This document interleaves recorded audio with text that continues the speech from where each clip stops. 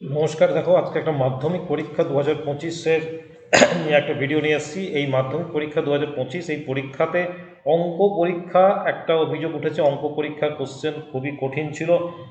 যারা বাচ্চা ছেলেমেয়েরা যারা প্রথম তারা পাবলিক এক্সামিনেশন দিচ্ছে, অর্থাৎ মাধ্যমিক পরীক্ষা দিচ্ছে এই 2025-এ, তাদের কাছে এই অঙ্ক পরীক্ষা খুব কঠিন কোশ্চেন এসেছে, এরকমই তারা অভিযোগ করছে। আমরা প্রথম দিন থেকে দেখছি মাধ্যমিক পরীক্ষার বিভিন্ন জায়গা থেকে বিভিন্ন ধরনের একের পর এক অভিযোগ উঠে আসছে। কখনো বোনের হয়ে মাধ্যমিক পরীক্ষা দিতে গিয়ে ধরা পড়ছে দিদি, আবার কোথাও মাধ্যমিকে বসতেই বহু পরীক্ষার্থীর পকেটে মোবাইল দেখা যাচ্ছে। তারা ক্লাসের ভিতরেও মোবাইল নিয়ে চলে যাচ্ছে, এরকমও দেখা যাচ্ছে। এইসব বিভিন্ন ঘটনা আমরা প্রথম দিন থেকে দেখছি। এরই মাঝে কিন্তু মাধ্যমিক পরীক্ষার অঙ্ক পরীক্ষার যে কোশ্চেন কঠিন এসেছে এবং তার প্রতিক্রিয়া দিতে গিয়ে একটি ছাত্রের যা কর্মকাণ্ড তা দেখে কিন্তু শিক্ষামহল কিন্তু হতবাক। উত্তর দিনাজপুর জেলায় একটি পরীক্ষা কেন্দ্রে অঙ্ক পরীক্ষা দিতে এসে সেই ছাত্র অঙ্ক কষতে পারছে না। পরীক্ষার প্রশ্নপত্র কঠিন হওয়ার জন্য সে অঙ্ক কষতে পারছে না। সেই জন্য সে পরীক্ষার শেষে খাতা ছিঁড়ে সে হল থেকে বেরিয়ে পড়লো সেই পরীক্ষার্থী। উত্তর দিনাজপুরের ইসলামপুরের একটি স্কুলের ঘটনা। সেখানে সে ছাত্র পরীক্ষার খাতা ছিঁড়ে বেরিয়ে গেছে। সে অঙ্ক বুঝতে পারেনি পরীক্ষা চলাকালীন, তার অঙ্কের কোশ্চেন তার শক্ত কঠিন মনে হয়েছে, তাই সে তার প্রতিক্রিয়া দিতে গিয়ে সে অঙ্ক খাতাটাই ছিঁড়ে পরীক্ষা হল থেকে বেরিয়ে যায়। এবং পর্ষদের কাছে সেই পরীক্ষা কেন্দ্রের তরফ থেকে, অর্থাৎ সেই পরীক্ষা কেন্দ্রে যে ভেন্যু সুপারভাইজার বা সেন্টার সেক্রেটারি বা অফিসার ইনচার্জ যারা ছিলেন, তারা পর্ষদের কাছে অভিযোগ করেছেন যে ওই ছাত্রটি সেই স্কুলে পরীক্ষা দিচ্ছিল এবং পরীক্ষা শেষে সে খাতাটা টুকরো টুকরো করে জমা দিয়েছে, এবং সেটা যারা ইনভিজিলেটররা যারা পরীক্ষায় গার্ড দিচ্ছিলেন তারা ব্যাপারটা নোটিশ করেন। এবং সেই ছেলেটির বক্তব্য অঙ্ক পরীক্ষা ভালো হয়নি, তাই সে মাথা গরম করে সে ওই খাতাটি ছেড়ে দিয়েছে।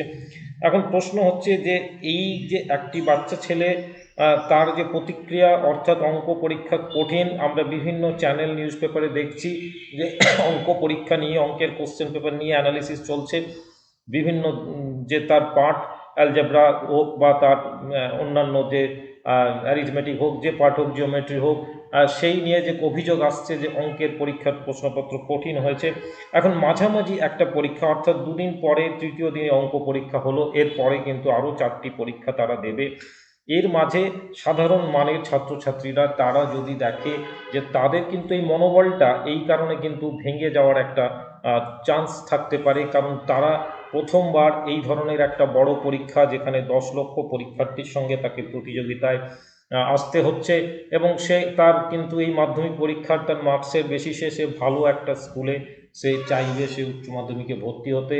এই রকম একটা পরিস্থিতিতে তার যদি মাঝের একটা পরীক্ষা, অর্থাৎ যে দুদিন বাংলা এবং ইংলিশ পরীক্ষা দেওয়ার পর ম্যাথ পরীক্ষা, অঙ্ক পরীক্ষায় তার পরীক্ষা খারাপ হয়ে গেছে, সে পরীক্ষার খাতা ছিঁড়ে দিচ্ছে, এই প্রবণতাটা কিন্তু রাজ্যের শিক্ষা ব্যবস্থার পক্ষে একটা ভয়াবহ পরিস্থিতি। এই প্রশ্নপত্র যেভাবে বাচ্চা ছেলে মেয়েদের কাছে খুবই কঠিন মনে হচ্ছে এবং এই প্রতিক্রিয়া হচ্ছে, যদিও এটা কিন্তু একটা, আমি বলবো যে অভিভাবকদের সতর্ক হওয়া উচিত যে তারা যেন তাদের যে বাচ্চাদেরকে ছেলে মেয়েদেরকে এটা বোঝান যে এটা কোনো প্রতিক্রিয়া জানানোর পদ্ধতি নয়। পরীক্ষা হলে একটা সরকারি সিস্টেমে একটা পরীক্ষা হচ্ছে, একটা পর্ষদ, গভর্নমেন্টেরই একটা এজেন্সি, তারা পরীক্ষা চালাচ্ছে।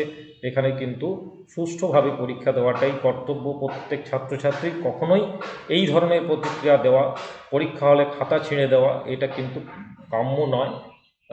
মাস্টারমশাইরা সেই ছাত্রকে অবশ্যই কাউন্সিলিং এবং গাইডেন্স করা দরকার, যে সে ভবিষ্যতে যেন এই ধরনের কাজ থেকে বিরত থাকে, এবং তার অভিভাবকদেরও বলবো যে এই ধরনের, যাতে তার মধ্যে এই ধরনের প্রবণতা আগামী দিনে তার পুরো একাডেমিক লাইফটা পড়ে আছে, সে যেন এই ধরনের কর্মকাণ্ডের সঙ্গে আগামী দিনে যুক্ত না থাকে, এটা অনুরোধ করব।